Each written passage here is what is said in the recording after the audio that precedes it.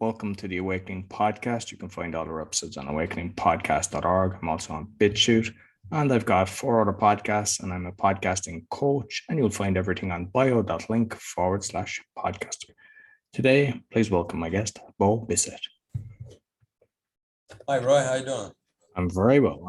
So I suppose you might, I know you've created Amo Ni, but you might just introduce yourself. Who's Bo? Yeah. Amo Ni is a multidisciplinary healing system that I created in response to my own self-sabotaging that I did for almost 40 years. And I tried everything I could get my hands on. I tried meditating and Tony Robbins and Joe Dispenza and some obscure healing techniques over here. And I'm in Taiwan, so over here. I've read books and tried mantras and affirmations, and it's just nothing, man. Nothing turned the needle for me. Nothing changed my perspective. Nothing got to the beliefs that I was carrying that were limiting me from experiencing not just an abundant life, but that's just what I would call just a normal life. I was always just kicking myself kicking myself while I was down. And it was, I went through this system that was created by this Australian guy. It's called the Spiral. And that's when things clicked for me. And a lot of what I was dealing with changed almost immediately when I started doing the work that I'm doing now. And I had a immediate physical response, just cried tears of just joy and also disappointment in myself, because I realized as I started doing this work that like I was my own problem. Like I was the one who had put myself in those shoes, right? And so, yeah, and then from once I started doing this work, my life changed, and it started changing pretty rapidly. And so Amo in Spanish means I love, Ni in Chinese means you. And together, obviously, it means I love you. And that's the goal that I want when I work with people, to have them be able to have that same epiphany, right? For them to look in the mirror and be able to say that I love you to themselves and actually mean it. We use muscle testing, kinesiology, a meridian chart to tag the emotions that we find with muscle testing around the body. And then we use the Amo breath, which is a breath that I created. It's a 3-part breath that uses visualization and also humming, which stimulates the vagus nerve, syncing the parasympathetic and sympathetic nervous system. And then we use neuro-linguistic programming at the end of each session to help grease the wheels of intention and push the individual further down their path of their hopes and dreams. That's what it is. Excellent. So what because I'd like to touch on all them things, but I'd like to kind of go back first and go through your journey. And mainly it's kind of because sometimes when people hear a story, it triggers something in them, or they'll think of somebody that they can relate to, which in turn then can see the solution. I got you. Yeah, I grew up as a normal, what I thought was a pretty normal kid in a normal family. Grew up in a small town in America. I did have a lot of resentment, a lot of anger as a child. That started manifesting as like injuries when I was really young. Like ankle. I played a lot of sports. My father was he played golf in university, and then my grandfather played, I think, 1 year of professional baseball, like way back in the days. So sports was always a big part of my life.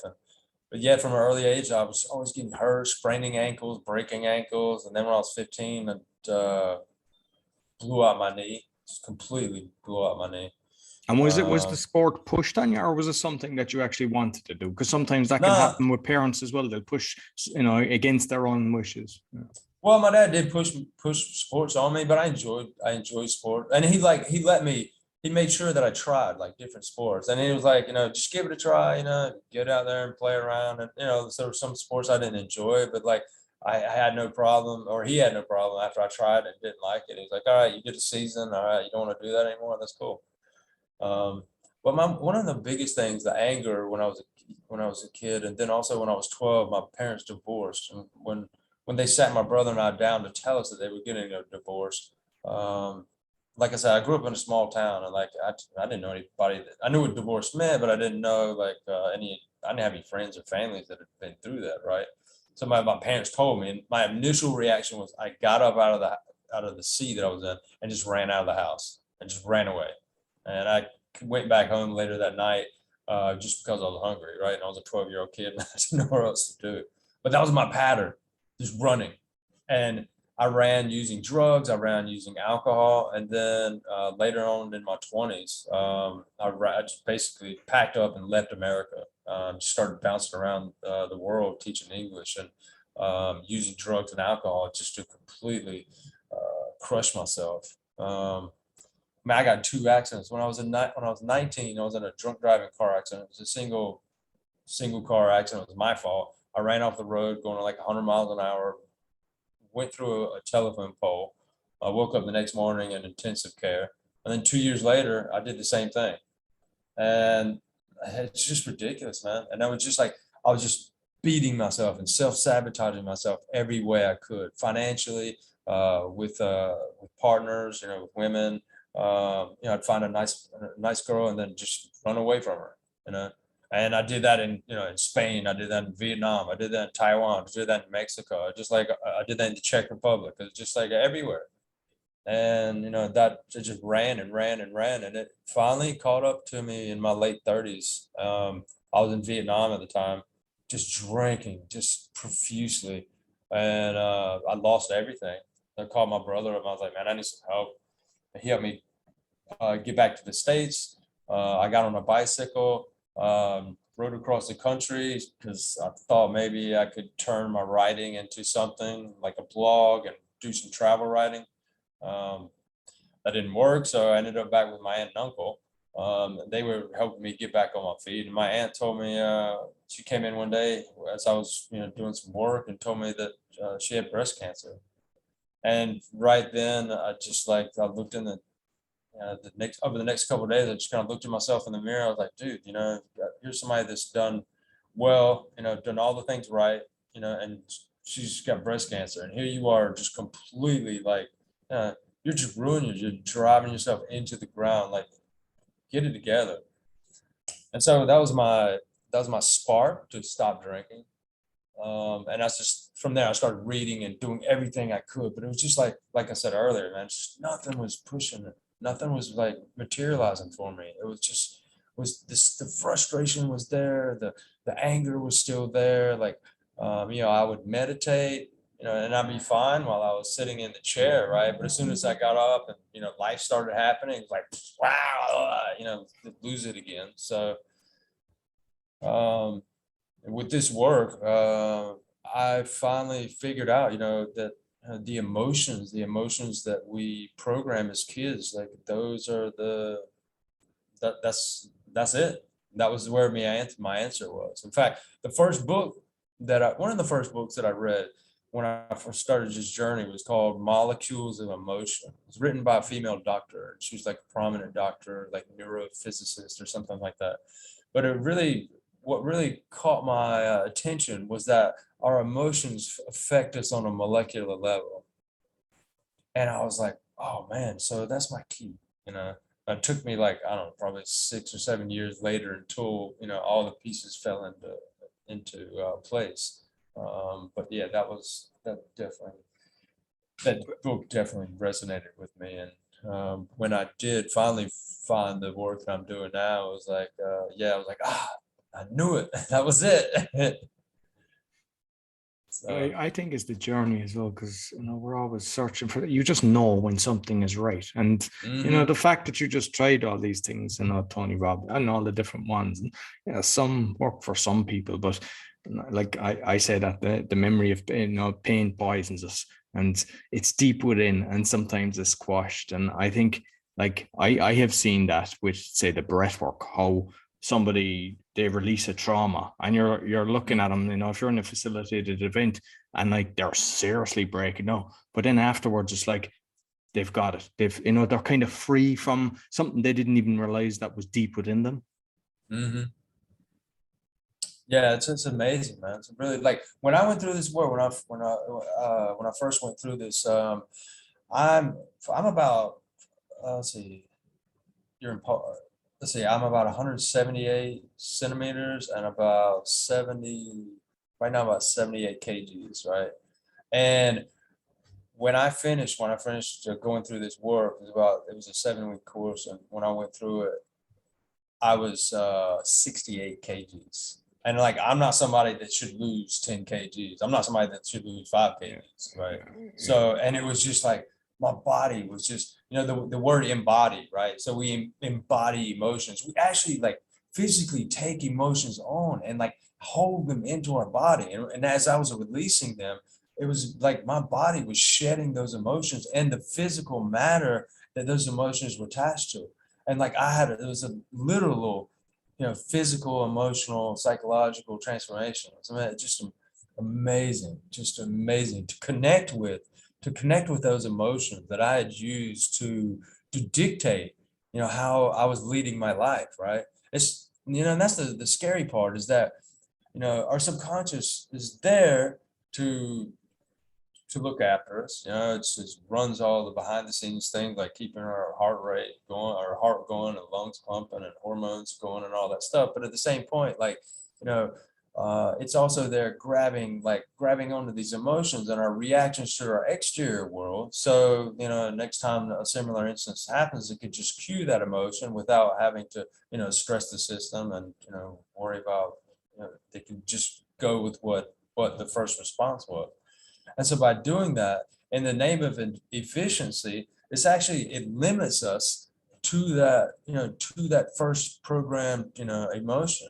And so, decades later, we're still, we don't like peanut butter and jelly sandwiches, or because, the dog barked at us and scared us while we were eating when we were 5 years old, right? Or we'd have a problem with money because, dad came home, upset about something, whatever. I mean, there are millions of different, possibilities for how these things, or how these emotions get programmed and embodied. But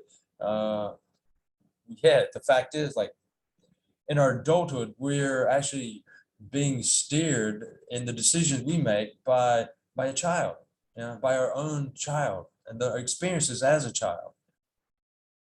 So it's like I think it's like being, when you're in a car, you're in the back seat and it just can go in any direction, and then when you go through the transition, then you become the driver and yeah, where you're exactly. going. Yeah, I felt lost for so long, just so lost, and frustrated, and then, see, that's the thing that I realized through this work, is that the frustration is key. The frustration is our salvation, because the way, we were talking about the subconscious and conscious earlier, right? I was so frustrated because, I had friends and family that were doing well. They had good jobs and they were like taking care of themselves. And, I wanted the same thing, consciously. I'll imagine two different gears, right? And your top gear, you got your conscious intentions, like what you want, right?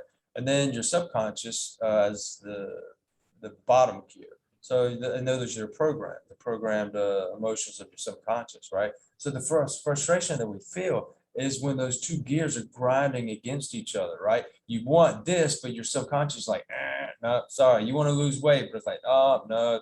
Or you want to stop drinking. No, you want to make money, or you want to start a business, but it's like, no.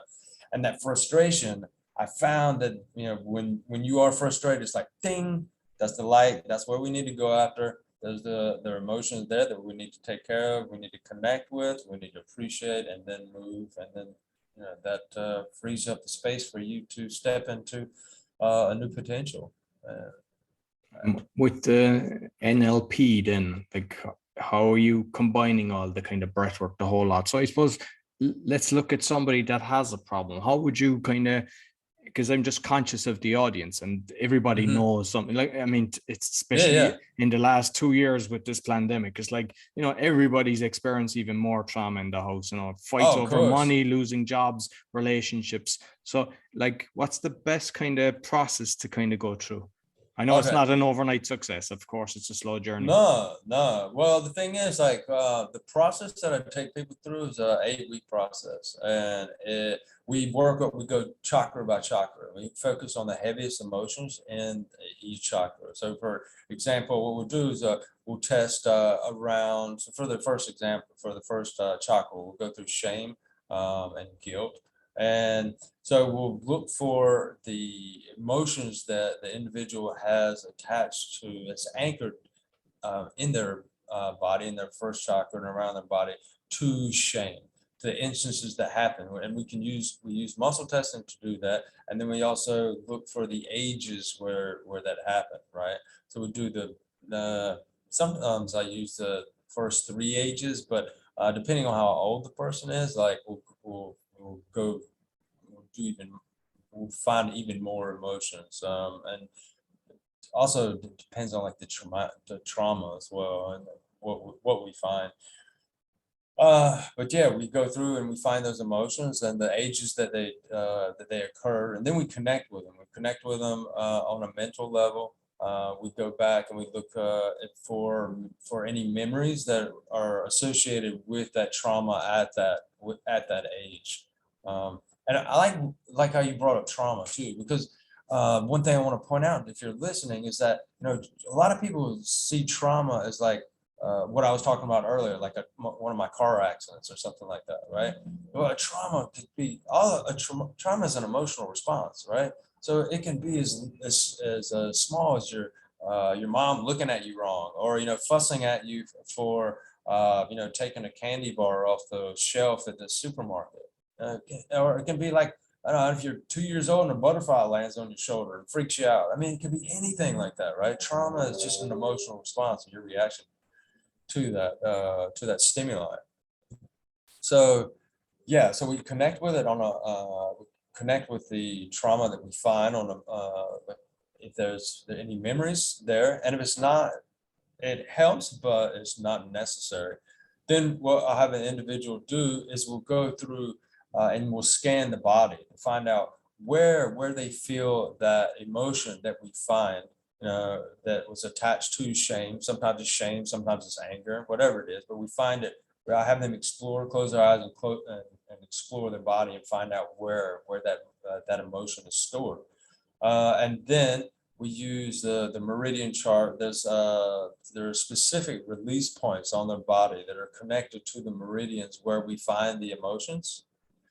And so we use that release point along with that Amo breath, that 3-part breath that I told you about, to move the emotion. And when that happens, it can be it's very pun not intended, but it can be a very moving experience, because we've connected on a memory, and then physically as well, and then we move it with the breath, and it's just yeah, it's nice to, you know, when an individual does connect with it and realizes, like, you know, that emotion, like, I put it there, you know, I'm responsible for it being there, but I'm also responsible for it leaving now.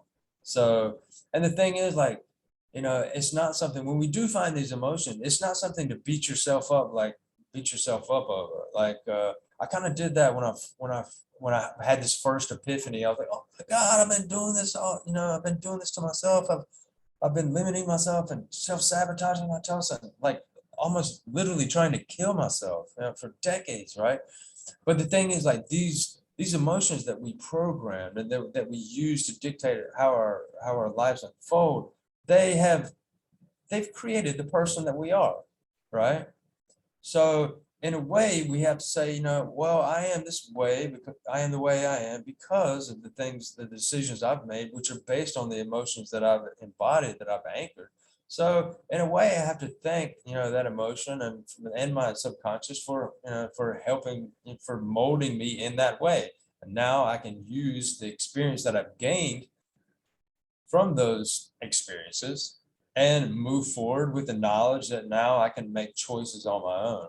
Because that's one of the most beautiful parts of this work, is that, or any work where you experience these epiphanies or self-awareness. And for me, self-awareness is like conscious recognition of the thoughts, words, deeds, emotions, and energy that you're giving off that are using to affect the relationships in your life, right? So once you have that awareness, you're like, whoa, okay, I've been doing this. So now I know I can keep doing this and I can keep getting the same results. Or now I can choose something different and see what that leads me. And yeah, I mean, that is so freeing, because it's, yeah, now you have choice. You have a choice. You can make it now without being, guided, without that gear, without being having that frustration from the subconscious and conscious programs. Like I went through losing kind of everything, losing my own houses and lots of businesses and everything. And the pain was kind of about all the ones that had fraudulently done stuff to me. And as soon as I let it go, I got that through kind of a 6-stage meditation process. And it was like the act of forgiving, and you just forgive them. And then I just go through the journey of like, what was their journey? Why did they become who they are? Like, because you've like the unconditional love for a baby, but somebody obviously influenced them to make them become who they were. Mm-hmm. And then would you hate the baby? No, of course not. So, and by just doing that, it just freed me. And everything after that was great. That's awesome, man. How long did it take you to move through that process of forgiveness? It was maybe 2 years, I'd say. Mm-hmm. Maybe a year. Nice. Like I started doing the meditation, and it definitely helped me. And then I don't know, I would think maybe a year or two, and like, because there's some that you start forgiving, but the big ones, took a bit. They take work, right? Yeah, they take work, and now it's like nothing. And then also the thing I say to people as well is, like, sometimes when people are telling the story, like, I can tell any of the stories of the things that happened and it doesn't affect me, but some people relive it and they go back into the zone. And I say you need to kind of come to terms with it yourself before you start sharing it around, because you're really hurting yourself. And it's like, you said at the start, to love yourself and just have forgiveness and everything. Once you get to that, you no longer go through that, the poor me kind of thing, because then you're getting the information and the support from the people that you're telling the story for, and you're just going in a vicious circle and you never get out of it.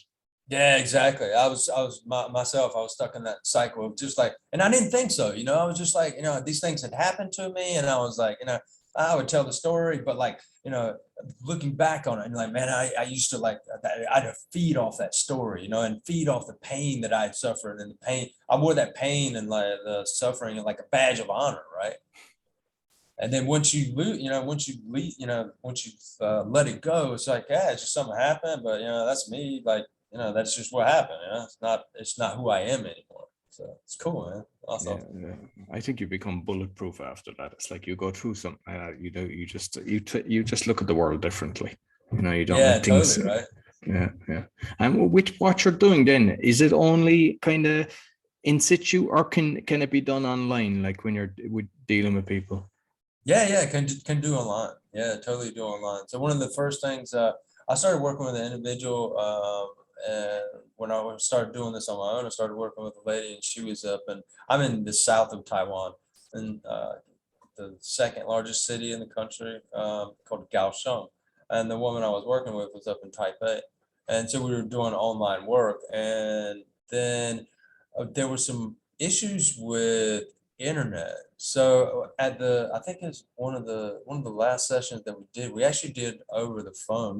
We started a Zoom meeting, but then the connection was so bad, I was like, let me call you, let's see if this works. And we went through the same thing. And what I found through that was that the separation that we experience in life is like created by we create the separation, right? Because everything is energy, and we're all connected. And if there's separation, it's because we have created it ourselves. So we have the power to connect with each other from here to the moon. So And that's it's a pretty it's just really amazing. It's amazing how we're, you know, in this world that we're in now, you know, post COVID, even like during the whole COVID thing, like people are waking up and, you know, they're really getting exposed to a lot of different methods of healing and awakening. And it's obviously, you know, a few years ago, I might have looked at things, you know, even before I, you know, found this work, I was kind of down on things and down on the world and how, you know, all the wars and this and that and you know, the global warming and we're going to hell in a handbasket. But, you know, it's there are a lot more reasons to be hopeful about things than there are to, you know, kind of, for lack of a better word, crap on everything, right? It's just I I think think we're in that's an exciting kind time. of, it's important to touch on, because I mean, I just know it from a lot of the people that are fighting the fight with this exposing stuff, and a lot of them get very down on it. I don't do that. I don't let it come into me. You know, it is what it is. And the thing is, the media is so controlled that all we hear and see is negativity. And like, people don't even realize every hour on you're listening to the radio, they have to put on 5 or 7 minutes of negativity. Like, Oh, what is doing to your head? And when you turn that I off, know, when you right? don't listen to it, Yeah, then you start seeing the amount of beautiful things happening in the world. exactly. And you just don't let the fear get to you. Exactly. I love that. That's a really good point. I stopped listening or watching the news, or like even checking online news or anything, probably about, I don't know, maybe 10 years ago. And it wasn't until recently that, and after that, I've always been a big sports fan. So ESPN was like my daily check-in, right? I would see what's going on with football and basketball and soccer and like everything, right? You know, the sports, I wanted to know what was going on. But then it was funny, like about a year ago, I started looking at, you know, what I was reading on ESPN, and I was like, dude, this is one big like soap opera. And like, you know, even with the sports, like all they want to do is inject, like this person said this to this person, right? You know, this person is in trouble for doing this. This part, like, it's, you know, and it's even in sports, they make it negative. So yeah, I mean, uh, I checked in recently with the NBA playoffs just to see what was going on. And then during the Super Bowl, you know, I was checking in, but like my daily check-in with ESPN is I'm finished with it. I remember, I don't know when it was, but I was in the States, and I had to fly from New York to Chicago, or to San Francisco, around that area. Mhm. And on the plane, there was like CNN, and you couldn't turn it off. And it's like, you have children looking at this, and the same in the house. Like, I make sure my youngest child, he's 8, and it's like, I don't allow the radio on. I don't want him to see that. And it's like, most people don't. They're like, we're talking really of what's this going into your cells at a very young age. Like, even now, they're telling the kids, wear a mask, you know, get jabbed. There's this, there's that, and they're terrified. And then they're talking about the war. Like, a child of 5 and 7 are conscious of all this stuff now. Like, that is serious problems for the future. Like, Exactly. Exactly. Yeah, and that's what we were talking about earlier, right? It's like, you know, it doesn't, like these things, these traumatic things that happen to us, you know, we don't even have to be aware of it, right? Our subconscious is just like at that age, just like sucking things in like a vacuum cleaner, right? So, you know, the kid might be playing like Legos and over, you know, they might not, you know, consciously, you know, acknowledge, you know, somebody getting shot on the news or something like that, but like boom, subconscious does. So no, exactly. scary, And I man. mean, all the stuff that you see on the television now. Like, I mean, I was even seeing that years ago. I've seen, if I curse, people freak out, and to me, it's nothing. In Ireland, it's like a form of endearment. It's just, nobody takes offense to it. But Right. yet, I can see somebody getting decapitated. I can see somebody half naked gyrating on the stage, Yeah. and war and everything, and that's all cool. You know, I know. like, the whole lot is conditioned, and people like even if you look at all the games for the children, all I war know. games and everything, and people people are happy, let their children off, they're not disturbing them. You know, you like You're disturbing them in a different way. Yeah, we have to look deep within ourselves, but also there's a sponge next to us, and you have to make sure, am I putting clean water into that sponge or dirty water? And if you look around, 95 or plus %, it's dirty water going into that sponge. I agree. Yeah, we have to be. What's the best way? Conscious. How do we? I suppose with the fear factor of the people that are going through this thing, because even in the houses, like when there's fear there, what's the best way? What's it from your experience and just dealing with people when they're living in fear? Fear. Well, the thing is with fear, right? Like, so fear is a future-based emotion, right? So like right here, right now, like we're good. All is good. Like, you know, you're in your house, I'm in mine. Like, you know, we're both, you know, we have a roof over our head. Like I'm sitting here and I'm comfortable, right? I'm having a great conversation with you and everything's good, right? The minute we step out of that and like start projecting what's going to happen next, then that's when, that fear creeps in. This is a trick that I used for overthinking. And then like, man, this works so well for overthinking, and would work for fear as well, because overthinking is pretty the same thing. It's just your mind just running a story that you're creating, and then it's like a tumbleweed or a snowball, right? It starts off small with like one's like maybe semi-fact that's probably not even a fact at all, right? Then you start padding that story, and next thing you know, it's this huge thing. You're like, oh my God, oh, what in the world's gonna end? The way to stop that is just, if you can catch yourself thinking or overthinking or fear in that fear moment, just ask yourself, is it true? Right. And the thing is, like, most of the time you can, like, probably 95% of the time you can say, no, it's not true. Even the things that we see in our lives are not, it's only from our perspective, right? We don't have all the facts about it. I got an interesting story to highlight this point. My wife and I we live on the coast of Taiwan, like literally like live on a cliff, and like the ocean is like, I can throw a golf ball into the Pacific Ocean.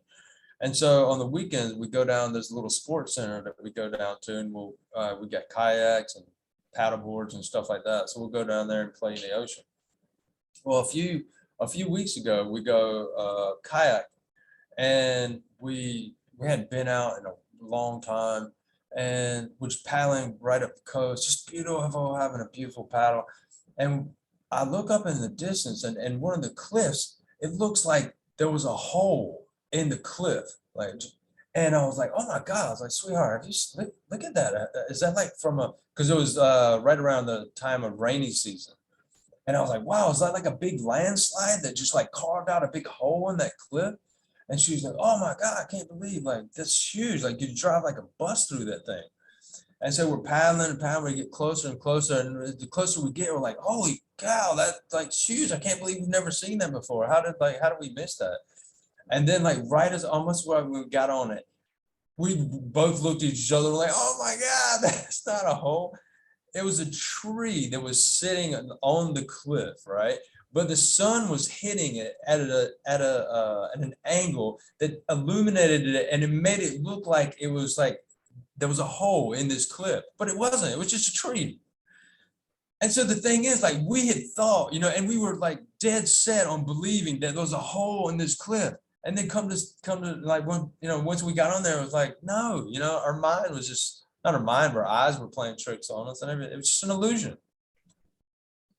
So, but that's life. We keep telling ourselves a story, and it's like, yeah. And even when you're talking to somebody, it's like there's your side, there's my side, and there's the truth, and we all exactly. And like, I know from a lot of people, you have a thought process of something that happened in the past, and you discuss it with the family, and everybody's got a different version, and you're like, what's the real truth? It's our mind plays a lot of tricks on us. Exactly. So is your plan to, because like I think it's so important what you're doing, because there's so much suffering going on, and like, are you able to kind of share what you're doing and get more people around the world doing? Is that you can actually that people could learn it, a kind of coaching system that you have others doing this to replicate it and kind of reach millions? That is what I would like to see happen. That is actually my plan, to bring people. I'm not big on like the whole certification program. Like, hey, pay me this and like I'll give you a gold star and you can go. Like, I think that's BS, man. Yeah, yeah. But like, because like the stuff that I learned from an individual, like, I took that and then I was not happy with what I had, with the results. So I took it further and developed it further. And like, my thing is to help other people take it further themselves, right? And, and use what I've done as a foundation to help themselves further, to help their family members, to help their friends. And yeah, that's yeah, I do see that happening. No, excellent. And like, say when there's alcohol, I've seen that's all through life. There's always some family of someone, there's so many people, but they all kind of hide it as well. They don't want nobody else to know it. What's the best way of dealing when somebody's in the family's got it? And sometimes they don't want the help, or does it have to be them that basically decide, yeah, I can do it? Because a lot of the time, the whole family unit is breaking up because of this, and you have to kind of intervene. What's your kind of thoughts on that? Yeah. The thing is, like, it can be alcohol, it can be drugs, it can be food, it can be work. I mean, work is socially acceptable, right? But work crushes just as many marriages, I'm sure, as alcohol and drugs and stuff like that, right? So it's like, pick your poison. But so we all have something, but like when you're like, you have to make the decision that it's your time to make a change, right? You've got to be ready to make a change. You can't be like, I had family members try to talk me into going to AA and doing this stuff. Like when I was drinking, like in my heyday, like at my highest point, I was a case of beer a day, like 24. Wow. And that was Bud Light American beer, right? So it's like watered down, but anyway. And then at night I was drinking Jack Daniels to put myself to sleep.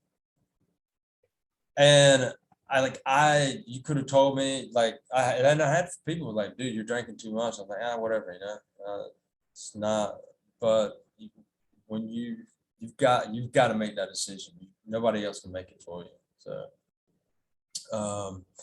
I think that for a family member or a friend that's going through that, I mean, I think the best thing you can do is be a friend to that person and show compassion for what they're going through. Don't, I hate to say don't, be careful with judgment, because, they are the way they are, they're drinking the way they're drinking, they're working the way they're working, they're doing whatever the thing that they're doing that's detrimental to their relationship with you or the individual that's going through it. They're doing that, not because it's, fun, not because they're like, whoa, this is great, I want to ruin my life. No, there's programs that that they're hanging on to, that they've anchored, that are causing them to do that. Consciously, I didn't want to run I didn't, my dad gave me the car 10 days before I wrecked it. It wasn't, anyway. So I didn't want to do that. I didn't want to wake up in the hospital room with like, dozens of broken bones and like hundreds of stitches and staples like littered all over my body. I look like Frankenstein with my clothes off. And then 2 years later, I got hit by a car skateboarding. I was drunk. The car ran over my leg and I almost lost my leg. I got a staph infection. I was in a wheelchair for months. I had a needle going into my chest and went straight into my heart to take because the antibiotics that I was on were so strong, it would have collapsed any like regular vein, right? I didn't want that. I didn't ask for that. Consciously, I didn't want that. But, that was what, that was the the emotions that I programmed were leading me down that destructive path. And so, yeah, just compassion and, I think that's the biggest thing, because Amo Ni is I love you, right? And, we're basically healing with love and with compassion. I named it that because the first book I read when I started this journey was called Love Yourself Like Your Life Depends on It, I think. Yeah. And so I got this sticky note and I put it on my bathroom mirror at the time and it said, I love you. And I looked at it and after like a couple of weeks, I just tore it down because I hated looking at it. I was like, oh, I hate myself. And then once I went through this work and I finally uncovered these emotions and I learned to love the person that I had become, I was finally able to say, yes, man, I love you. So those three words are so, so powerful. And so, I know when people are, people acting out against you and, family members or friends or spouses or whatever, that it hurts, but, do the best you can to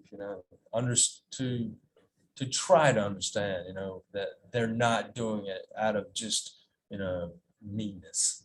Yeah, no, I mean it's all true compassion because I mean who's ever changed with somebody complaining? At the end of the day, it just makes it go further deeper. If you're feeling pain and somebody just complains, it doesn't bring you up, it brings you down. And unfortunately, exactly. even though they're trying to do the best for the person because they want them to change, they just don't do it in the right way. And like you're dead right, it's true compassion that you do.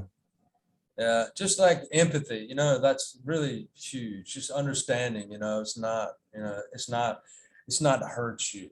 That nobody's. It's just it's the way we're programmed, and going through, having that empathy, having that compassion will help you, help you as an individual grow as well. It's funny because, like, I think like in that situation, look at what you can do for yourself to make yourself a better person. Don't try to change that person because,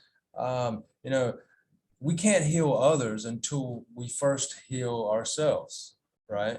And so by us becoming the change that we want to see in other people, we sometimes effortlessly affect them. And like, it's like, that's happened in all the relationship that I surround myself with, right? I mean, I now have completely different relationships with people that I never had anything to do with years ago, and it's just because I personally have changed.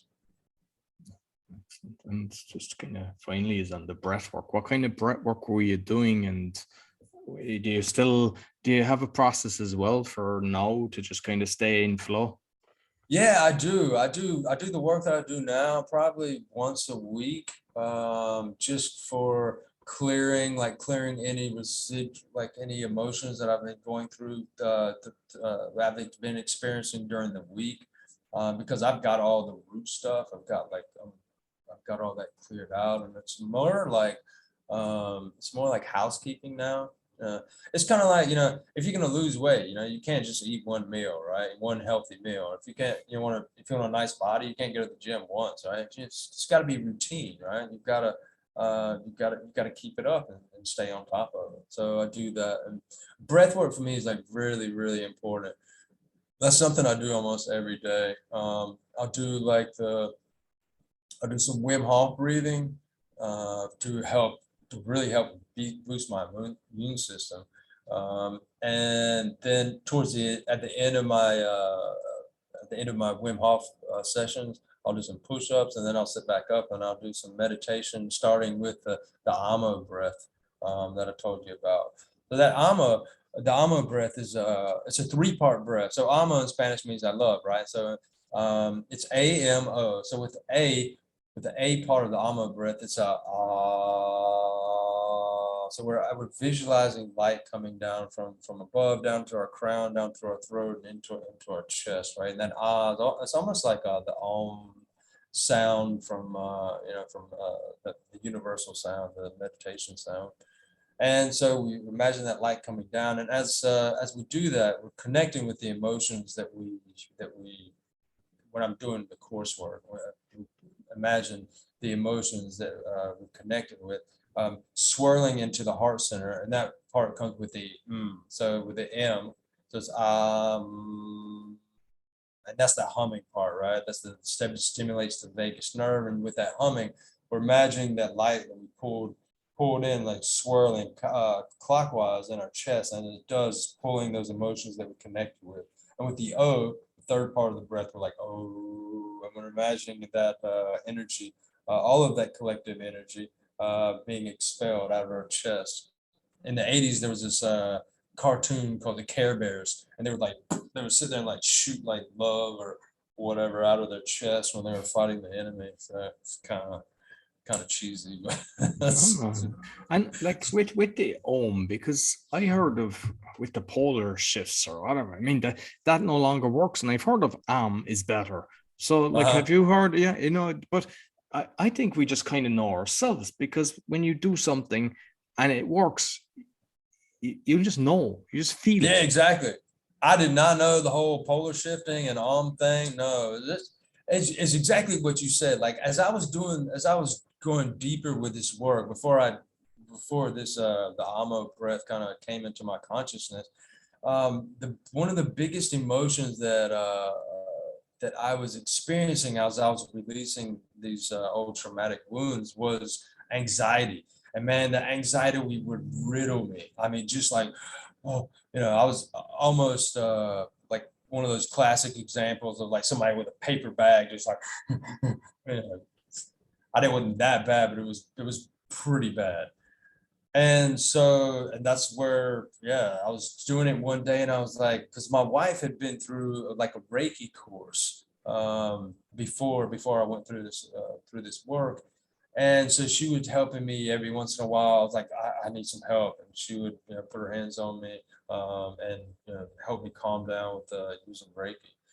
And I was like, and I love my wife, but I like doing things on my own, you know, and I don't want to bother, like every time I'm like, oh, you know, I kind of feel like, you know, I don't want to bother you. Like, I want to take care of myself. And so, yeah, as I was doing this work, it was just one of those things, like things just started piling in and adding up. And I was like, and then I started doing it. I was like, whoa, this works, man. Holy cow. And anxiety gone. Excellent. Listen, both thoroughly enjoyed our conversation, and I know you're helping people, and at the end of the day, I hope that, you know, you're able to actually teach more to do this, because the ripple effect, and just, yeah, I think even people just listening to the conversation, just different things to try as well, because everyone has their own little journey. And yeah, of course. And, you know, because we've touched on a lot of different things that it's worth trying. I mean, even the breathwork, all different things. And, you know, just give forgiveness for yourself as well. Because, yeah, why beat yourself up of something that you've done in the past? It's done. You can't, we don't have it in a time clock. Yeah, go back and change that. You know, there's no point in beating yourself up. It is what it is. But you can be a new person tomorrow. You don't have to be the same person you were yesterday. True. Yeah, the thing is, like, beating yourself up, you know, that's you know, that's a part of the program too, right? You know, we hanging on to the past, and, you know, by doing this work, you know, we can let go of those past things. But that's one of the reasons I try not to say don't do this or don't do that, because those are instructions that that we read, right? And as we're learning to get better and we're learning to master our own selves, it's like, do this or don't do this, right? And then if you don't do it, or you do it, you feel like a loser, right? You're like, oh man, like so-and-so said don't do this, but I did it. It's like, why am I doing that? And the thing is, like, the reason you're doing that and the reason you don't know like how to stop is because that's one of the programs, right? That's something that you've got to let go. And by connecting with that stuff, then we can move forward without being hung up on, like, you know, being hung up on that thing.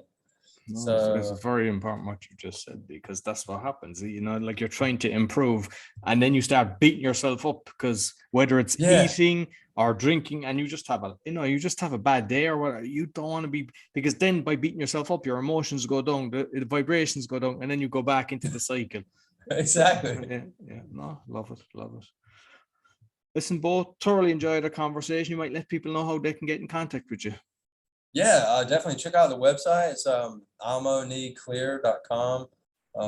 Also, if like the breath work resonated with you, check out my YouTube channel. The Amo Breath is on my YouTube channel, so you can check that video out and watch it and figure out how to do it on yourself. I'd recommend doing it before like a meditation. It'll like totally chill you out and like make it just really give you, it makes you feel, this fills you literally with love. So that's it. Yeah, thanks, Roy. Yeah, perfect. I'll make sure I put it in the audio on the video. Thank you very much. So that's all for the Awakening Podcast. You can find all our episodes on awakeningpodcast.org, as mentioned from BitChute, and all about me and my other podcasts and my coaching you'll find on bio.link/podcaster. Until next week, take care.